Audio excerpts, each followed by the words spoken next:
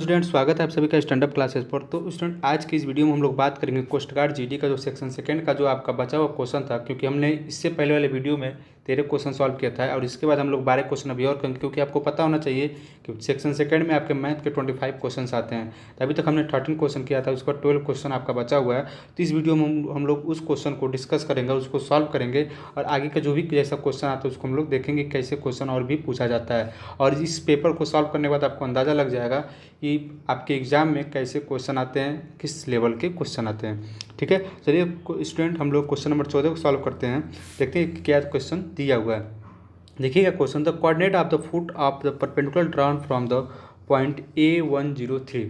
जो point A का coordinate कितना दिया है, 103 दिया हुआ है। ठीक है, देखिए, to the join of the point P471 and C353 are. जैसे मान लीजिए ये आपका ज्वाइंट पॉइंट है बी और सी। बी का कोऑर्डिनेट दिया है 471, सी का 353। ठीक है, इस पे आपका क्या है, परपेंडिकुलर ड्रा है। ये आपका परपेंडिकुलर ड्रा है, ये आपका ए हुआ। इसी का जो है, इसी मान लीजिए इसको डी मान लेते हैं, इसका क्या पूछ रहा है, कोऑर्डिनेट पूछ रहा है और ए का मान दिया 103। ठीक है, तो अब हम इसको देखिए कैसे इसको सॉल्व करेंगे। सबसे पहले बी सी से आप इक्वेशन निकालेंगे। बी का कोऑर्डिनेट कितना दिया 471, सी का कोऑर्डिनेट दिया 353। तो आपको पता होगा, अगर ऐसा दो कोऑर्डिनेट दिया हो बी सी का और उसका इक्वेशन निकालना हो तो आपको फार्मूला पता होना चाहिए, x1 minus x1, x2 minus x1, y minus y1, y2 minus y1 and z minus z1, z2 minus z1। ठीक है, इस इक्वेशन से हम लोग जो बी सी का है उसका इक्वेशन फॉर्म कर लेंगे। ठीक है, अब देखिएगा, इसका कोऑर्डिनेट 471 353 है। तो x माइनस x1 का मान 4, x2 माइनस 3 माइनस 4। ठीक है, y माइनस 7, यहाँ कितना जाएगा 5 minus 7, y2 minus y1, z का z माइनस 3, 3 माइनस 1। ठीक है, यहाँ पर कितना हो जाएगा, बचेगा -1, ये बचेगा 5 और 7 से जाएगा तो -2, ये बचेगा 2। तो फाइनली आपका कितना आ जाएगा, x माइनस 4 बाई -1 बराबर y minus 7 by -2 and z minus 1 by 2। अब इसको r के बराबर मान लेंगे और यहाँ से x y z का मान निकालेंगे। समझिए कैसे निकालेंगे, x माइनस 4 बाई -1 बराबर r लिख देंगे, यहाँ से x का मान निकल जाएगा। इसी तरह y माइनस 7 बाई -2 बराबर r लिख देंगे तो आपका y का आ जाएगा। इसी तरह z बराबर z माइनस 1 बाई 2 बराबर r लिख देंगे तो z का मान निकल जाएगा। देखिए कितना आता है यहाँ से आपका, x बराबर आपका आ जाएगा -r प्लस 4 एंड y बराबर आपका आ जाएगा -2r प्लस 7 एंड z बराबर आपका आ जाएगा 2r प्लस 1। ये आपका x y z का मान हो जाएगा। ठीक है, अब इसके बाद देखिए, जो डायरेक्शन लाइन आप जो डायरेक्शन रेशियो होता है लाइन बी सी का, जो डायरेक्शन रेशियो होगा जो लाइन बी सी का, अभी देखिए क्या आपने लिखा था, x minus 4 by -1, y minus 7 minus 2 by -2 and z minus 1 by 2। ये जो 1 माइनस 2 और 2 ये क्या है, डायरेक्शन रेशियो है। लाइन बी सी का क्या डायरेक्शन रेशियो है, ये क्या हो गया, -1 -2 and 2 is the direction ratio of the line B C, then direction ratio of the line A D. ये आपको निकालेंगे। आपका कैसे निकलेगा, ध्यान से देखिएगा। अभी आपका ये था, अभी आपने क्या निकाला है, एक्स वाई जेड का मान निकाला। एक्स का मान कितना आया था आपका, -r प्लस 4, वाई का मान कितना आया था आपका, -2r प्लस 7 एंड जेड का 2r प्लस 1। और ए का जो कोऑर्डिनेट कितना दिया है, 103 आपका ए का कोऑर्डिनेट दिया है। इसमें से आप क्या करेंगे, आप इसमें से आप इसको सब्ट्रैक्ट कर देंगे। 103 1 एक्स में से सब्ट्रैक्ट कर देंगे, इसमें से 0 सब्ट्रैक्ट कर देंगे, इसमें से 3 आप सब्ट्रैक्ट कर देंगे तो आपका कितना बच जाएगा, -r प्लस 3, यहाँ से बच जाएगा -2r प्लस 7 और यहाँ से बच जाएगा 2r माइनस 2। तो फाइनली आपके पास कितना बचा, फाइनली आपके पास जो डायरेक्शन रेशियो हुआ वो कितना हुआ, -r plus 3 -2r plus 7 and 2r minus 2। ये आपका direction ratio of the line A D का आपका डायरेक्शन रेशियो निकल गया। अब देखिए, जो परपेंडिकुलर होने का जो कंडीशन होता है, परपेंडिकुलर कोई एक लाइन ही है, इस पर कोई कंडीशन है जिसका जो कंडीशन होता है, उसका जो इक्वेशन होता है वो आप लोग नोट कर लीजिएगा। a1 a2 plus b1 b2 plus c1 c2 बराबर 0। ये आपका कंडीशन होता है। अब देखिए a1 क्या हुआ, ध्यान देखिएगा। अभी आपने दो डायरेक्शन कोसाइन निकाला कि नहीं निकाला, एक निकाला आपने -1 -2 एंड 2, एक ये निकाला, एक आपने निकाला -r प्लस 3 और -2r plus 7 and 2r minus 2। ये आपने दो डायरेक्शन रेशियो निकाला। ठीक है, तो A1 ये हो गया और A1 A2 A1 आपका ये हो गया, ठीक है, आपका A1 A2 A1 B1 C1, ठीक है, आपका A1 B1 C1 हो गया, ये आपका A2 B2 C2 हो गया। तो ये आपका दोनों डायरेक्शन रेशियो हो गया। अब इसको इस इक्वेशन में हम लोग अप्लाई करेंगे, A1 की जगह A1 रखेंगे और A2 की जगह A2 रखेंगे, ठीक है। इसी तरह B1 की जगह B1 रखेंगे, -2 रखेंगे, B2 की जगह 2R+7 रखेंगे और C1 की जगह आप 2 रखेंगे और C2 की जगह 2R-2 रखेंगे। उसके बराबर 0 करके इसको सॉल्व करेंगे और R का मान निकालेंगे। तो एक बार मैं इक्वेशन लिख देता हूँ, उसके बाद डायरेक्ट मैं सॉल्व कर दूंगा, आप लोग उसको सॉल्व कर लीजिएगा, आपको पता चल जाएगा। तो देखिए क्या लिखेंगे, 1 -R+3 प्लस ब्रैकेट में -2 -2R+7 प्लस 2 ब्रैकेट में 2R-2 बराबर 0, ठीक है। ये आपका इक्वेशन हुआ। यहाँ से अगर आप सॉल्व करते हैं इसको तो आपका आएगा 9R-21 बराबर 0। यहाँ से R बराबर आपका आ जाएगा 7/3। ये आपका R बराबर 7/3 हो गया। अब देखिए अब इसमें क्या करना है, अब इसका R का मान XYZ वाले मान में रख देंगे, आपका जो भी आंसर आएगा आप उसको लिख लेंगे, यही आपका आंसर होगा, यही आपका डायरेक्शन जो पॉइंट होगा, जो फुट का जो पॉइंट होगा, जो ये पॉइंट था D का, वही आपका D होगा। अब देखिए x का मान कितना आया था आपका माइनस का R+4, y का मान कितना आया था माइनस का 2R+7 एंड z का मान कितना आया था आपका, z का मान आपका आया था 2R+1। जो स्टार्टिंग मान आया था उसको लिखेंगे, इसके बाद यहाँ पे R का मान रखेंगे कितना 7/3। अब इसको जब R का मान 7/3 रखेंगे तो XYZ का मान आपका निकल जाएगा और कितना आएगा 5/3, 7/3 एंड 17/3। ये आपका XYZ का मान आएगा, जो आपका coordinate of the foot of perpendicular draw from the point A1, 0, 3, यानी ऑप्शन नंबर ए आपका क्या हो जाएगा, राइट आंसर हो जाएगा। अब लोग कहेंगे, स्टूडेंट बोलेंगे सर इतना लंबा क्वेश्चन, देखो भाई क्वेश्चन इसी लेवल का आते हैं, इसी तरह का आते हैं, इसलिए मैंने कल भी बोला था आपसे कि आप लोग जितना हो सके उतना प्रैक्टिस कर लो, ठीक है। अब हम लोग बढ़ते हैं क्वेश्चन नंबर 15 की तरफ। देखिए क्या दिया है, लिमिट y टेंस टू दिया है, लेकिन यहाँ पर y नहीं होगा, यहाँ पे x होगा, क्योंकि ये टर्म x में दिया है तो इसको x में ही लिखिए। x tends to infinite x+6/x+1 पे पावर x+4 इक्वल्स किसके इक्वल होगा। तो सबसे पहले हम लोग चेक करेंगे ये किस फॉर्म में है, सबसे पहले हम लोग लिमिट चेक करेंगे किस फॉर्म में है।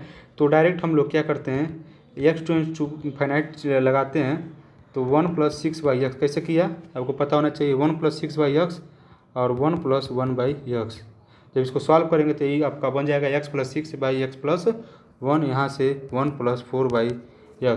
देखिए इसमें हम लोग क्या करेंगे, इसको हम लोग पहले चेक करेंगे कि वो किस में है, ये किस रूप में इन्फिनिटी जो है, जो लिमिट आपका 21 फॉर्म में है, इसमें आपको चेक करना होगा। तो सबसे पहले देखिए limit x tends to infinite है, इसको आप लिख सकते हैं x+6 है तो इसको लिख सकते हैं 1+6/x 1+1/x, ठीक है। ये आपका हुआ यहाँ पे x+4 और x की जगह इनफाइनाइट रख देंगे तो ये आपका क्या हो जाएगा 0 हो जाएगा, ये भी आपका 0 हो जाएगा और ये इनफाइनाइट +4 यानी 4 में इनफाइनाइट में अगर 4 जोड़ेंगे तो वो भी ऑलरेडी इनफाइनाइट है तो वह इनफाइनाइट ही होगा। तो आपका कितना बच जाएगा 1 पे पावर इनफाइनाइट कितना हो जाएगा, ये आपका 1 पे पावर इनफाइनाइट है। अगर जब 1 पे पावर इनफाइनाइट के फॉर्म में हो जो भी लिमिट दिया जाता है वो e पे पावर हो जाता है। ये आपका कंडीशन आप लोग पढ़े होंगे या नहीं पढ़े होंगे तो आप लोग उसको नोट कर लीजिएगा एक बार, ठीक है। देखिए अब क्या लिखेंगे, अब e पे power limit x tends to infinite, ठीक है, x+6, अब ध्यान से देखिएगा यहाँ पे x+1 और माइनस का 1, ठीक है, और इंटू में x+4। ये आपका एक फार्मूला होता है, इस चीज़ से आप लोग इसको लिखेंगे। अगर किस फॉर्म में 1 पे पावर इनफाइनाइट के फॉर्म में हो तब इसको इस तरह लिखेंगे, e पे power limit x tends to infinite और जो x+6/x+1 है इंटू x+4 के रूप में लिखेंगे। अब इसको हम लोग सॉल्व करेंगे, अब देखेंगे कैसे इसको सॉल्व किया जाएगा। अब फिर वही आप इसको सॉल्व कीजिए करेंगे, यहाँ जो अंदर वाला है इसको सॉल्व कीजिए, यहाँ पे x+1 एलसीएम हो जाएगा, ये 1 से मल्टीप्लाई करेंगे तो देखिए कितना आ जाएगा।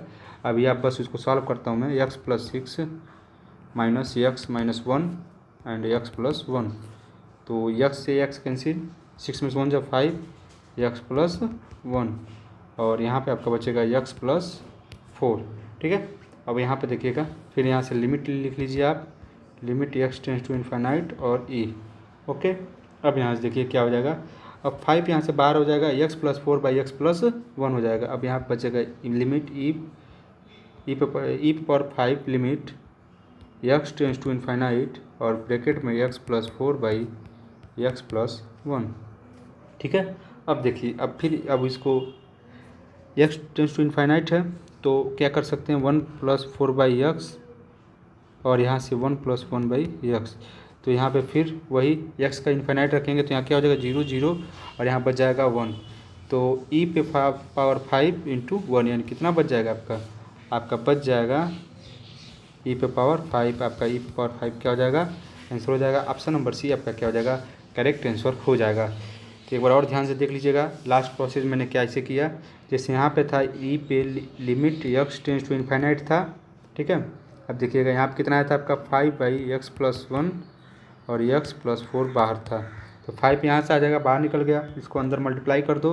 अब फिर x प्लस 4 है ना, तो x प्लस x से डिवाइड करोगे तो 1 प्लस 4/x हो जाएगा और यहाँ से 1 प्लस 1/x हो जाएगा। जब x की जगह इन्फाइनाइट रखोगे तो ये दोनों चीज़ें क्या हो जाएगी, 0 हो जाएंगी, बचेगा 1 और 1। तो limit x tends to infinite जो इतना टोटल का मान था इसका 1 हो गया। अब 5 आपने ऑलरेडी बाहर रखा है, तो 5 इंटू 1 5 e पे पावर 5 पे आपका क्या हो जाएगा, राइट आंसर हो जाएगा। ऑप्शन नंबर सी आपका क्या हो जाएगा, करेक्ट आंसर हो जाएगा। ठीक है। अब हम लोग बढ़ते हैं क्वेश्चन नंबर 16 पे। Which of the following is not a negation of the statement a natural number is greater then. इसमें से कौन सा एक नेगेशन है ये स्टेटमेंट का, जो कि क्या स्टेटमेंट है, a natural number is greater than 0। तो a natural number is not greater than 0, नहीं, गलत।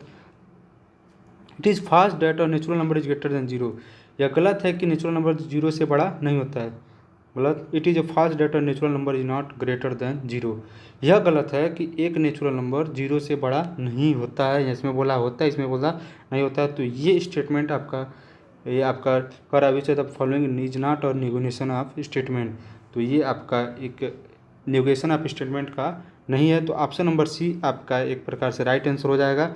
आप इसको अगर ज़्यादा पढ़ना पड़ेगा तो आप जाके एक बार नंबर सिस्टम में एक बार आप इसको देख लेंगे तो आपको समझ में आ जाएगा। सेट्स में आपको भी समझ में आ जाएगा, जो नेचुरल नंबर है इसमें आपको ये चीज़ें समझ में आ जाएंगी। यहाँ फिलहाल में आपका ऑप्शन नंबर सी आपका क्या हो जाएगा, राइट आंसर हो जाएगा। ठीक है। अब देखिए question number 17, the median and HD of a distributed are 20 and 4 respectively. If each item is increased by 2, the new median and HD are, SD क्या होता है, स्टैंडर्ड डेविएशन।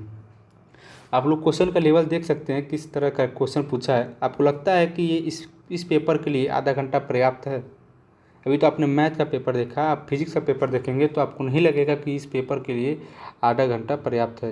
इसी वजह से इसको क्वालिफाई करना बहुत टफ हो जाता है जीडी के लिए, कि इसका मैथ आपका जो लेवल, देखिए जो भी आप मैथ का क्वेश्चन देखेंगे इसमें कोई भी सीधे सीधे क्वेश्चन नहीं दिया हुआ है, कोई भी सीधे सीधे क्वेश्चन नहीं दिया हुआ है इसमें। ये देखिए ये भी क्वेश्चन दिया है तो इसमें सब क्वेश्चन में टाइम टेकिंग है, सब क्वेश्चन में क्या है, टाइम टेकिंग है। आप डायरेक्ट इस क्वेश्चन को नहीं कर पाएंगे कि चलो तुरंत पेन उठाए आपको हो गया, लगता ही नहीं कि इंटर लेवल का ये पेपर है।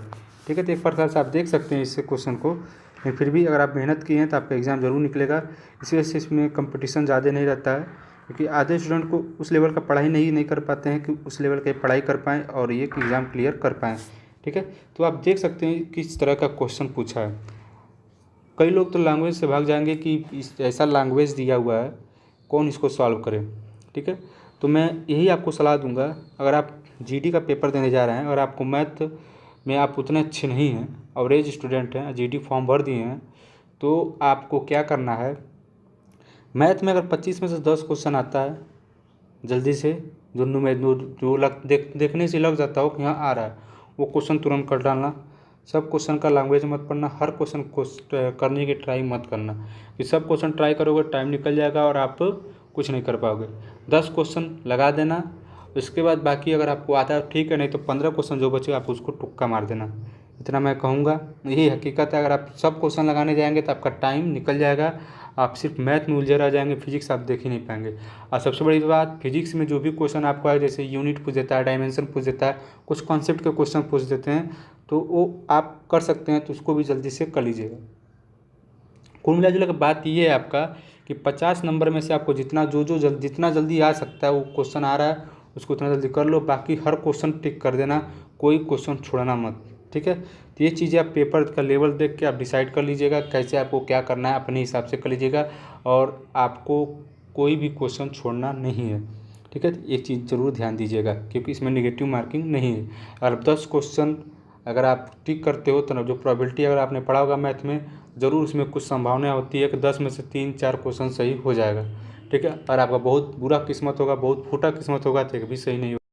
अगर आप लोगों ने एयरफोर्स का पेपर दिया होगा तो उसका फिजिक्स, उसका मैथ आपने देखा होगा किस लेवल का आता है, कैसे आता है। उसमें आप अच्छा 25 में से 15-17 क्वेश्चन आराम से कर सकते हैं, लेकिन इसमें से आप 25 में से 10 करना मुश्किल हो जाता है कोस्ट गार्ड जीडी वाले पेपर में। तो आप ये मत सोचिएगा जो स्टूडेंट एयरफोर्स निकाला होगा वो कोस्ट गार्ड जीडी क्वालिफाई कर दे, ऐसा पॉसिबिलिटी बहुत कम होता है कि जो एयरफोर्स निकाला वो कोस्ट गार्ड जीडी क्वालिफाई कर दे, क्योंकि इसका मैथ और इसके मैथ में बहुत अंतर है। अगर आपने पेपर दिया होगा एयरफोर्स का, कोस्ट गार्ड जीडी का, तो आपको पता होगा, ठीक है, कि कैसे ये दोनों का पेपर अलग अलग आता है। उसमें ज़्यादा आपका थोड़ा इजी क्वेश्चन रहते हैं, ज़्यादा मॉडरेट क्वेश्चन रहते हैं और ज़्यादा लैंग्वेज पे आधारित क्वेश्चन नहीं रहते। उसमें आपका नंबर पे आधारित क्वेश्चन रहते हैं। जैसे डिफ्रेंशिएशन इंटीग्रेशन में आपको क्वेश्चन सिंपल सा बस दे देगा, उसको बस डिफ्रेंशिएशन इंटीग्रेशन कर देंगे।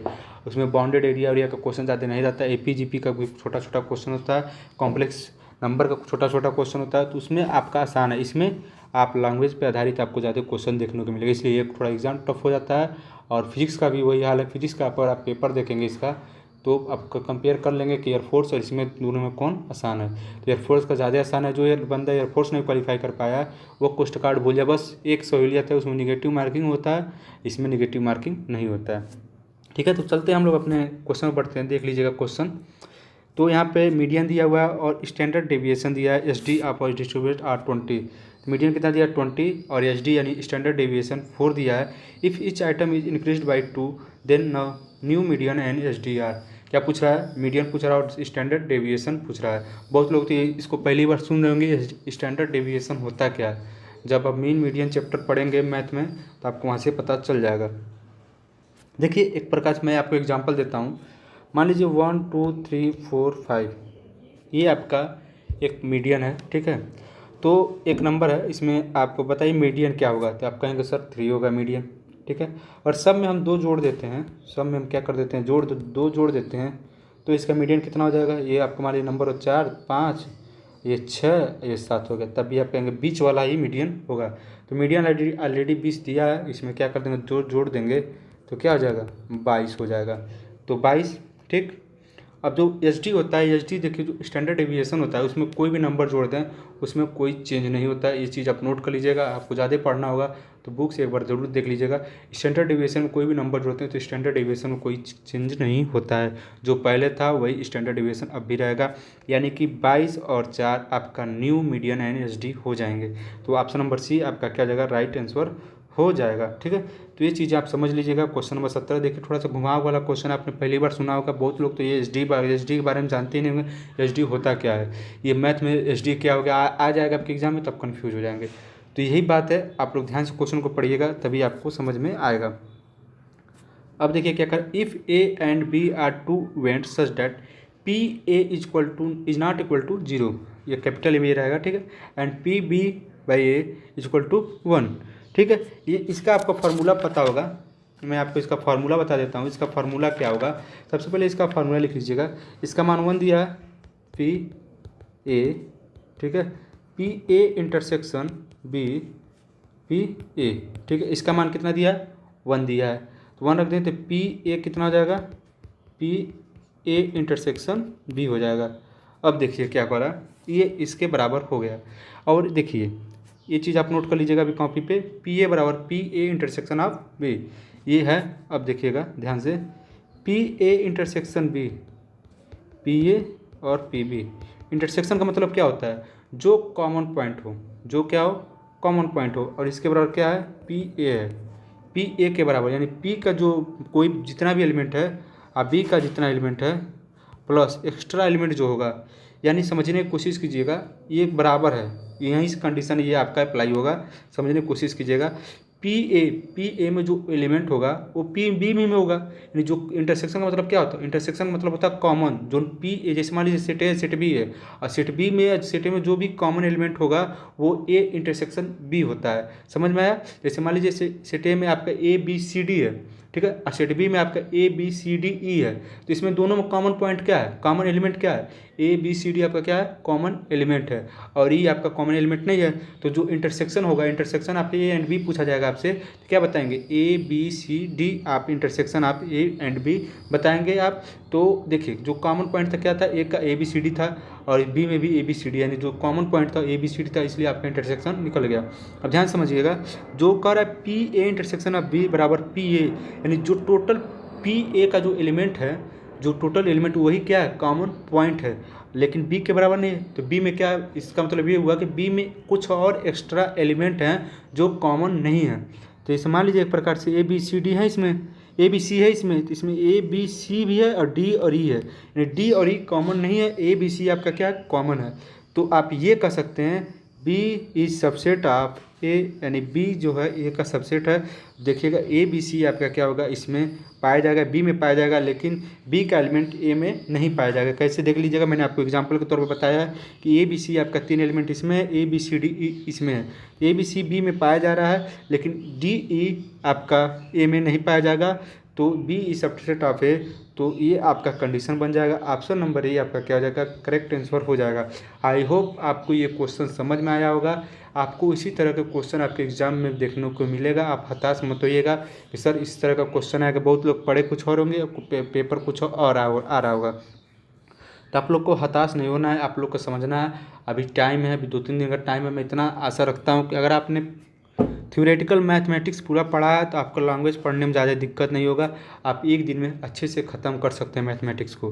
ठीक है, आपको ये देख लीजिए, क्वेश्चन जैसे दिया इसी लेवल से आपको पढ़ना है, बाकी कुछ नहीं करना। आप ज़्यादा हाई लेवल मत चले जाइएगा कि लगे आईआईटी का मैथ उठा लिए, आईआईटी का मैथ पढ़ने लगे। ठीक है, तो ध्यान देख लीजिएगा एक बार। अब देखिए क्वेश्चन नंबर 19 क्या कर रहा है, the maximum value of the object function z is equal to 5x plus 10y subject to the constraint x plus 2y is less than or equal to 120, x plus y is greater than or equal to 60, x minus 2y is greater than or equal to 0, x is greater than or equal to 0 and y is greater than or equal to 0। ये आपका question है। इसमें क्या पूछा है, maximum value पूछा, जो object function है उसमें आपका क्या पूछा है, मैक्सिमम वैल्यू पूछा है। ठीक है, इसको आप ग्राफ से करेंगे तब आपका लग पाएगा, नहीं तो इधर आपका ये क्वेश्चन नहीं लग पाएगा। सबसे पहले इसका देखिए हम लोग ग्राफ ड्रा करते हैं। x प्लस 2y है ना, इसको आप x प्लस 2y 120 बराबर यहाँ 60 हो जाएगा, कट जाएगा तो 60 हो गया बराबर 0। ये आपका 2 ये आपका स्लोप के फॉर्म में हो गया। a और b, a का मान कितना हो गया 120 0, b का कितना हो गया 0 और 60। ठीक, पहले मैं आपको पॉइंट बता दे रहा हूँ, उसके बाद तब आप ग्राफ बनाऊंगा। x प्लस वाई का कितना आ जाएगा, वही x प्लस वाई, ये आपका 60 और 60, ये आपके यहाँ से हो गया। अब देखिएगा x माइनस 2y बराबर 0। ठीक है, तो यहाँ से y बराबर कितना हो जाएगा x बाई 2, ये आपका y बराबर एम एक्स प्लस सी, यानी जो ओरिजिन्स को के पास करेगा उसका ये 3 इक्वेशन आपका बन गया। अब देखिए मैं ग्राफ बनाता हूँ, ध्यान समझिएगा, आपने पॉइंट नोट कर लिया होगा। ठीक है, पहला ग्राफ ये आपका a 120 कामा 0 0 कामा 60। ठीक है, पहला हुआ। फिर एक क्या था 0 60 60 टू 0 था, ये इस वाले इक्वेशन का। ठीक है, यहाँ कितना हो जाएगा 60 कामा 0, और एक क्या था एक x बाई 2, यानी जो ओरिजिन्स होके पास करेगा, ओरिजिन्स होके पास कर दिया। ठीक है, y बराबर x बाई 2। अब देखिए अब क्या निकालना है आपका, एक इसका क्वाड्रेंट निकालना है, एक इसका क्वाड्रेंट निकालना है। अब दोनों का क्वाड्रेंट जब निकालेंगे तो एक का आपका क्वाड्रेंट आ जाएगा इसका 6 कामा 30, और इसका क्वाड्रेंट आ जाएगा ये वाले का आपका आ जाएगा 14 कामा 20। ये आपका दोनों क्वाड्रेंट निकल गया। अब यहाँ से आप लोग इसका जो ये आपका है, यहाँ से आप इस इनका निकाल लेंगे, यहाँ से जो भी आपका मैक्सिमम वैल्यू होगा आप उसको फाइंड आउट कर लेंगे। अब सबसे पहले देखिए क्या करेंगे, इसमें ये आपका a, इसका नाम देते हैं b, इसका नाम देते हैं c, इसका नाम देते हैं d। a b c d दिया हुआ है। अब यहाँ से आप लोग वैल्यू फाइंड कर सकते हैं। अब क्या पूछा है, z बराबर 5x प्लस 10y पे क्या पूछा है, मैक्सिमम वैल्यू। अब देखिए क्या करना है, एक बार a का मान ये है x y रखेंगे, तो z पे जब a का मान रखेंगे तो 12×5 = 60 यानी 600 और 0 हो जाएगा, यहाँ से हो गया। फिर b का रखेंगे तो 6×5 = 300, ये आपका, तो b पे कितना हो जाएगा, जेड बी का 300, और फिर आप सी पे रखेंगे 40 20 दिया है, तो यहाँ से जेड सी पे आपका भी कितना हो जाएगा 600 हो जाएगा, सॉरी 600 हो जाएगा, सही 600 हो जाएगा आपका, ठीक है।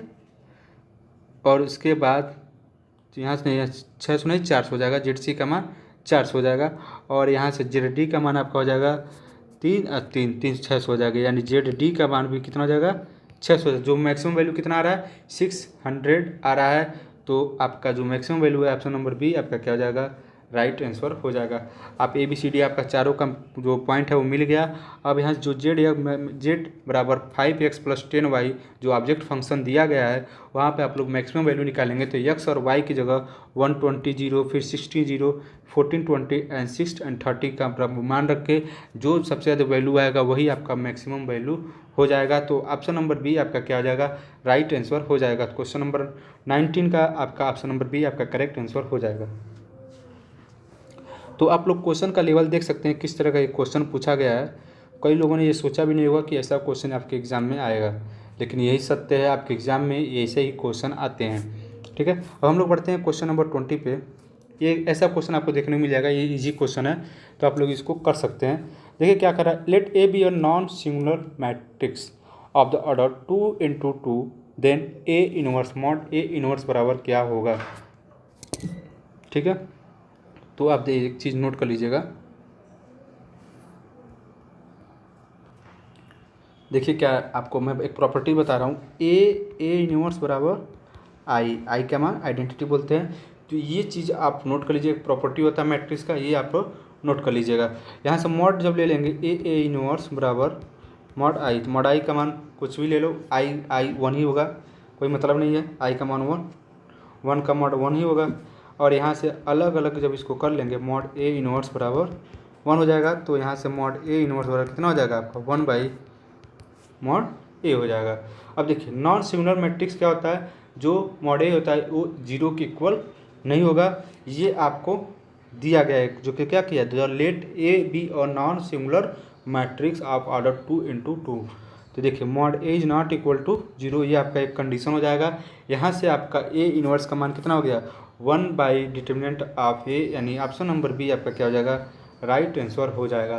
तो मैट्रिक्स और डिटर्मिनेंट्स में मैं आपको ये सलाह दूंगा, मैट्रिक्स और डिटर्मिनेंट्स में आप जो भी प्रॉपर्टीज़ होगा उसको रिवाइज कीजिएगा, न कि क्वेश्चन पढ़ने जाइएगा। इसमें आप क्या करेंगे, जो भी प्रॉपर्टीज़ होगा, जो भी उसका थ्योरी होगा उसको पढ़ने की कोशिश कीजिएगा, न कि आप उसका क्वेश्चन सॉल्व करेंगे, क्योंकि उसी से आपका जो थ्योरी है उसी से आपका क्वेश्चन बनेगा। क्योंकि जो कंपटीशन उसका लेवल इतना बढ़ गया है कि हर साल आपको क्वेश्चन पे क्वेश्चन देके आप सेलेक्ट नहीं कर सकते, आपको थ्योरी देंगे कभी क्वेश्चन देंगे। तो आप ज़रूर ध्यान में रखिएगा कि आपका एग्ज़ाम जो भी पेपर आएगा उससे थ्योरी से ज़्यादा, मैथ की बात कर रहा हूँ न कि फिजिक्स की, थ्योरी ज़्यादा आपके क्वेश्चन आएंगे। अब फिजिक्स का तो आप पेपर देख लेना एक बार डाउनलोड करके कोस्ट गार्ड का, उसमें से भी आपको पता आइडिया हो जाएगा कि कैसे क्या करना है। ये आपका इजी क्वेश्चन है, the area of triangle with vertices -3, 0, 3, 0 and 0, k is 9 square units. तो आपको पता होगा एरिया ऑफ ट्रायंगल का formula lambda = 1/2 x1 x2 x3, ये आपका x2 x3 y1 y3 1 1 1, ये आपका फार्मूला होता है x1 x2 y1 y2। देखिए x1 y1 x2 y2 x3 y3। अब देखिए इसमें हम क्या करेंगे, वैल्यू पुट करेंगे, तो डेल की जगह कितना है आपका 9 1/2, और x1 की जगह -3, x2 की जगह 3, और y3 की x3 की जगह आपका 0, y1 की जगह आपका 0, y2 की जगह 0 एंड y3 की जगह k, और आपका 1 1 1।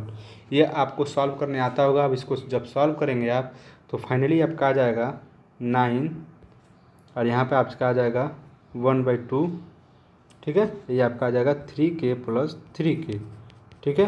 यहाँ से 9 दूनी 18, ये आपका 6k, यहाँ से k का मान कितना आ जाएगा 3। तो यहाँ पे क्या पूछा था, k का मान पूछा था, तो ऑप्शन नंबर बी आपका क्या हो जाएगा राइट आंसर हो जाएगा। तो k का मान कितना आ गया 3 आ गया, ठीक है। तो ऐसे इस क्वेश्चन को सॉल्व कर सकते हैं। तो इसी तरह आपके एग्जाम में और भी क्वेश्चन आएंगे, तो आप लोग क्या करेंगे, ऐसे इसको जल्दी से सॉल्व कर लेंगे। देखिए मैंने एक स्टेप गायब कर दिया, वहाँ से अगर आप लोग करते हैं तो आपको थोड़ा और टाइम लग जाएगा। तो ऐसे आपको डायरेक्ट करना आना चाहिए। इसी तरह मैंने आपको बोला था कि आप कैलकुलेशन ज़्यादा से ज़्यादा करें। ठीक है। अब देखिएगा question number 22, the function F X is equal to cot X is discontinuous on the set. ठीक है, यह जो कह रहा है एफ एक्स जो फंक्शन है कॉट एक्स, एफ एक्स बराबर क्या दिया है, कॉट एक्स दिया हुआ है। तो बता पूछ रहा है कि वो डिसकॉन्टिन्यूअस किस सेट पर ये डिसकॉन्टिन्यूअस होगा। तो देखिए जो function F X cot X होता है वो कॉन्टिन्यूअस किस पे होता है, आर माइनस एन पाई पे क्या होता है, कॉन्टिन्यूअस होता है। जो फंक्शन एफ एक्स है, एफ एक्स बराबर कॉट एक्स है, वो किस पे कॉन्टिन्यूअस होता है, आर माइनस एन पाई पे होता है। ठीक है, आर माइनस एन पाई पे क्या होता है, कॉन्टिन्यूअस होता है, डिसकॉन्टिन्यूअस नहीं कॉन्टिन्यूअस होता है। ठीक है, अब देखिएगा और ये देखिए अब देखिए इसमें देखिए क्या होगा, अगर एन पाई है, अगर एन पाई पर हटा देंगे तो ये फंक्शन क्या हो जाएगा, डिसकॉन्टिन्यूअस हो जाएगा। तो फंक्शन किस पे डिसकॉन्टिन्यूअस होगा, आपका एन पाई पे आपका क्या हो जाएगा, डिसकॉन्टिन्यूअस हो जाएगा। ठीक है, अब देखिए अब बहुत लोग के मन में क्वेश्चन होगा सर 2n पाई क्यों नहीं लिए। ठीक है, 2n पाई क्यों ना लिए। अब देखिए 2n पाई न लेने का रीज़न ये है, अगर मान लीजिए 2n पाई लेते हैं, अगर n के मान 0 या 1 2 ऐसे रखते जाएंगे, जैसे मान लीजिए n पाई, बस अभी फिलहाल में समझिएगा, जैसे मान लीजिए अभी फिलहाल n पाई है तो n का मान 0 रखेंगे तो 0 हो जाएगा, n का मान 1 रखेंगे तो पाई हो जाएगा, 2 रखेंगे तो 2 पाई हो जाएगा, 3 रखेंगे तो 3 पाई हो जाएगा, यानी कुछ छूट नहीं रहा है। ठीक है, अगर हम 2n पाई ले लेते हैं, अगर हम 2n पाई ले लेते हैं तो आप देखिए 2n पाई लेंगे, n का मान 0 रखेंगे तो 0 हो जाएगा। ठीक है, 1 रखेंगे तो 2 पाई, 2 रखेंगे तो 4 पाई, क्या छूट रहा है, 1 पाई छूट रहा है, 3 पाई छूट रहा है, और 3 रखेंगे तो आपका कितना हो जाएगा 6 पाई, एंड 4 रखेंगे तो आपका 8 पाई, यानी आपका क्या छूट रहा है यहाँ पे 7 पाई, 5 पाई, जो भी यानी ऑड नंबर है वो आपका छूट रहा है। तो इसलिए 2n पाई को कैलकुलेट नहीं करेंगे, नहीं काउंट करेंगे। तो आपका जो फंक्शन एफ एक्स है बराबर कॉट एक्स है वो किस पे डिसकॉन्टिन्यूअस होगा, आपका सेट एक्स बराबर N pi where N belongs to Z. ठीक है, तो जेड क्या है, आपका एक इंटीजर है। तो ये यहाँ से आप देख सकते हैं। तो आपका फंक्शन किस पे डिसकंटिन्यूअस है, ऑप्शन नंबर ए आपका राइट आंसर हो जाएगा। ठीक है, अब देखिएगा ये आपको चीज़ें समझ में आ गया होगा जो मैंने अभी बताया कि जो एफ एक्स बराबर कॉट एक्स होता है वो किस पे कॉन्टिन्यूअस होता है, आर माइनस एन पाई होता है। जो सभी रियल नंबर जहाँ पर एन पाई क्या होता है, फंक्शन कंटिन्यूअस होता है। अगर एन पाई हम लोग हटा देते हैं तो ये फंक्शन क्या हो जाता है, डिसकंटिन्यूअस हो जाता है। यानी एन पाई पर हम एक्स बराबर एन पाई सिर्फ लिखते हैं तो यह फंक्शन क्या है, एफ एक्स कॉट एक्स क्या है, डिसकंटिन्यूअस हो जाएगा। तो ये चीज़ें मैंने आपको समझा दिया, 2n पाई क्यों नहीं लेंगे ये भी समझा दिया, तो यहाँ से आप समझ सकते हैं। ठीक है, तो ऑप्शन नंबर ए आपका क्या हो जाएगा, राइट आंसर हो जाएगा। अब हम लोग बढ़ते हैं क्वेश्चन नंबर 23 पे। क्या कह रहा है, the area of the reason bounded by the curve y बराबर 6 माइनस एक्स स्क्वायर है। ठीक है, x2 नहीं है, एक्स स्क्वायर है। और यहाँ पर थोड़ा गड़बड़ी है, वहाँ पर जो अंडर रूट दिया आगे दे दिया है उसको और इधर कर लीजिएगा, under root 16 minus X square हो जाएगा एंड एक्स एक्सिस। ये क्वेश्चन आप खुद कीजिएगा क्योंकि मैंने इससे पहले क्वेश्चन इससे पहले जो पेपर में आया था क्वेश्चन उसको मैंने आपको बता दिया था। यहाँ से आप खुद कर सकते हैं, मैं आपको थोड़ा सा मेथड बताऊँगा, आप खुद सॉल्व कर लीजिएगा और इसका आंसर बता दूँगा कितना आएगा। मैं आपको थोड़ा सा बस मेथड याद दिलाऊँ, वाई बराबर एक बार 0 रख दीजिएगा, एक्स बराबर एक बार 0 रख दीजिएगा। y और x का जो मान आएगा तो x बराबर कितना देगा +-4, y बराबर भी 4 हो जाएगा। उसके बाद ये करके इंटीग्रेशन कर दीजिएगा, -4 to 4 under root 6 minus X square dx कर दीजिएगा। अब इसके बाद आप जो डेफिनेट इंटीग्रेशन का जो प्रॉपर्टीज़ होता है उससे, जैसे मैंने आपको वहाँ पर इससे पहले क्वेश्चन बताया था, ग्राफ बनाकर मैंने आपको ऑलरेडी समझाया था। तो यहाँ पे कितना बार, 2 बार इसका 2 बार निकालना पड़ेगा। तो a बराबर क्या हो जाएगा 0 to 4 under root 6 minus X square. अब इसका इंटीग्रेशन कर लीजिएगा, ये 0 to 4 कहाँ से आया, ये डेफिनेट इंटीग्रेशन का प्रॉपर्टीज़ है क्योंकि under root 16 minus X square क्या है, एक इवन फंक्शन है, उस फंक्शन से डेफिनेट इंटीग्रेशन के द्वारा यहाँ पे 0 to 4 लिखा गया है। तो यहाँ से अगर आप आपको फार्मूला पता होना चाहिए, अंडर रूट ए स्क्वायर माइनस एक्स स्क्वायर का डिफ्रेंशिएशन इंटीग्रेशन आप निकालेंगे तो जो भी फार्मूला होगा उससे आप निकालेंगे। तो ए बराबर आपका मान रखेंगे 0 to 4 जो लिमिट उसको रखेंगे, तो यहाँ पे आपका ए बराबर 8 पाई स्क्वायर यूनिट्स आएगा। यहाँ से आप इसका इंटीग्रेशन कर लीजिएगा। इंटीग्रेशन करने के बाद 0 to 4 लिमिट रख के उसको सॉल्व करेंगे। जब सॉल्व कर लेंगे तो ए का मान 8 पाई आ जाएगा। तो आप चीज़ यहाँ से समझ सकते हैं। यहाँ से इसके बाद आप लोग सॉल्व कीजिए क्योंकि ऑलरेडी मैंने ये क्वेश्चन बताया है, तो ऐसे क्वेश्चन को भी आप लोग सॉल्व कर लीजिएगा। ठीक है, अब बढ़ते हैं क्वेश्चन नंबर 24 पे।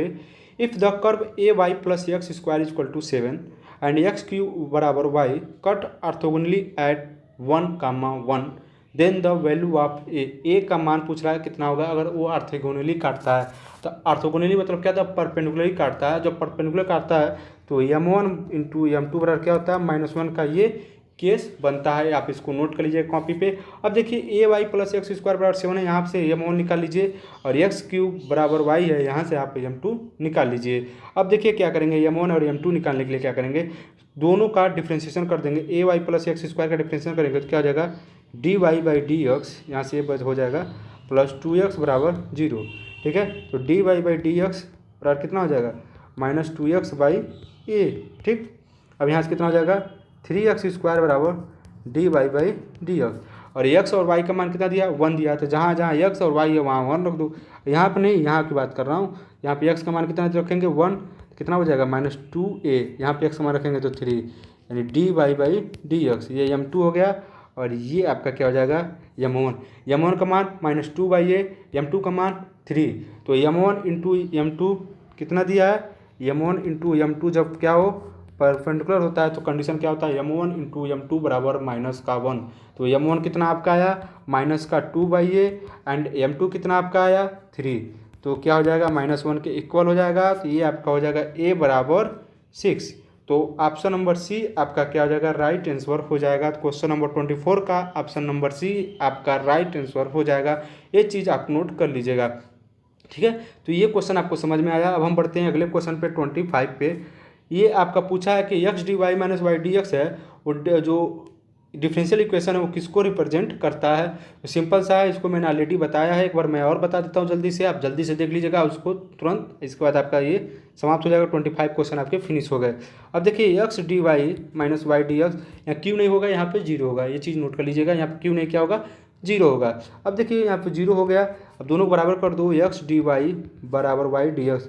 तो ऑलरेडी मैंने आपको बताया था वेरिएबल सेपरेशन मेथड से इसको हम लोग सॉल्व करेंगे। एक्स डी वाई बराबर Y D X, then D Y वाला को वाई को इधर ला देंगे, एक्स को यहाँ पर ला देंगे। तो क्या हो जाएगा, D Y by Y and D X by X. इसका जब हम इंटीग्रेशन करेंगे तो लॉग वाई बराबर log X plus log C, यानी y बराबर सी एक्स। ये किसको रिप्रेजेंट करता है, ये रिप्रेजेंट करता है straight line passing through the origin. y equal to m x plus c वाले फार्मूले से आप एक बार ध्यान से इसको कंपेरिजन करेंगे तो किसको रिप्रेजेंट करेगा, straight line passing through the origin.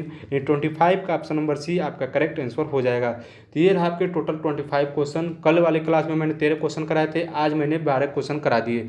तो ये आपके 25 क्वेश्चन हो गए। कोस्ट गार्ड जीडी का जो सेक्शन सेकेंड का जो मैथ का पेपर था मैंने करा दिया, जो कोस्ट गार्ड डीबी का जो सेक्शन फर्स्ट का जो मैथ का ऑफिशियल पेपर था उसको भी मैंने करा दिया, यानी दोनों ऑफिशियल पेपर फिनिश हो गए। अब आप यहाँ से अपने आप को जज कर सकते हैं कि आपका मैथ में कितना स्कोर आ सकता है, क्योंकि आपको पता होगा कि ऑलरेडी आपका क्वेश्चन का जो लेवल आप देख रहे हैं, क्योंकि कल भी देखा आपने, आज भी देखा आपने, लिमिट से, डिफरेंशिएशन से, इंटीग्रेशन से आपके कैसे कैसे क्वेश्चन बन रहे हैं। उस हिसाब से अगर आपने पढ़ाई की है तो आपका एग्ज़ाम श्योर एंड श्योर निकलेगा। अगर उस हिसाब से आपने पढ़ाई नहीं की है, हाँ हो सकता है आपने इस तरह से पढ़ाई नहीं की हो, इस क्वेश्चन के लिए तैयारी नहीं किया हो, तो आपको घबराने की ज़रूरत नहीं है कि नहीं कब सर ने तो क्वेश्चन कुछ और बता दिया, मैं तो कुछ और पढ़ाऊँ। पढ़े हो बस इतना जानो, जो पढ़े हो तो तुम क्वेश्चन कर ले जाओगे, नहीं पढ़े रहोगे तो नहीं कर पाओगे। जब पढ़े ही नहीं होगे, क्योंकि अगर आपने आप क्वेश्चन लगाना जान रहे हैं तो आप थ्योरी ख़त्म करने में ज़्यादा समय नहीं लगेगा। आप एक दिन का टाइम लेके मैथ पूरा थ्योरी ख़त्म कर सकते हैं। ठीक है, तो ये आपका 25 क्वेश्चन कंप्लीट। अब कल से अगर आप लोग कहेंगे तो प्रैक्टिस सेट, 1-2 प्रैक्टिस सेट दे दूंगा आपका मैथ के जीडी का भी और आपका डीबी का भी एक प्रैक्टिस सेट दे दूंगा। आप उसको सॉल्व करके फिर आप चले जाइएगा, आपका एग्ज़ाम निश्चित रूप से बहुत ही अच्छा जाएगा। ठीक है, तो मेरे ख्याल से ऐसे इस सब क्वेश्चन में आपको कोई भी डाउट नहीं बचा होगा। ये सब आपका हो गया, इसमें कोई भी डाउट नहीं बचा होगा। कोई भी डाउट हो तो आप एक बार वीडियो को देख लीजिएगा, फिर भी ना समझ में आए तो कमेंट कर दीजिएगा, मैं आपको दोबारा समझा दूंगा। तो स्टूडेंट आज की क्लास में बस इतना ही, आपका पेपर फिनिश। अब हम लोग अगले क्लास में अगले प्रैक्टिस सेट पेपर के साथ प्रैक्टिस सेट करेंगे। आपका सिंपल पेपर था जो ऑफिशियल वेबसाइट पे था, अगले क्लास में हम लोग प्रैक्टिस सेट पेपर सॉल्व करेंगे और उसको हम लोग समझेंगे कि आने वाले एक्सपेक्टेड जो क्वेश्चन होते हैं, जो आने वाले को संभावित जो क्वेश्चन होते हैं, उसको हम लोग देखेंगे कैसे क्वेश्चन आते हैं। ठीक है स्टूडेंट, तो आज के वीडियो में बस इतना ही। मिलते हैं अगले वीडियो में, तब तक के लिए जय हिंद, जय भारत। वीडियो को शेयर कर दीजिएगा। धन्यवाद।